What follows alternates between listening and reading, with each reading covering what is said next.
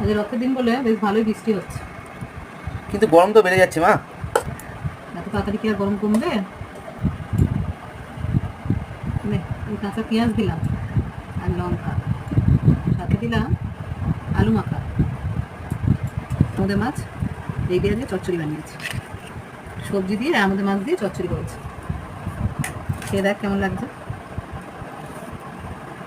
বানিয়েছি পাট শাকের ঝোল। পাট শাকটা অনেকে ভাজা খায়, কিন্তু আমার বাড়িতে ঝোলটাই বেশি হয়। বানিয়েছি লাল লাল ঝাল ঝাল চিকেন।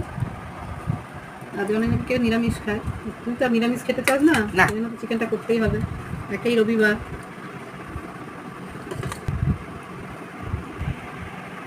আর এই দেখ চাটনি, আর এই হচ্ছে জল। নে এবার বসে কর, আমিও খেয়ে নিই। হ্যাঁ তুমিও বসে পড়ো।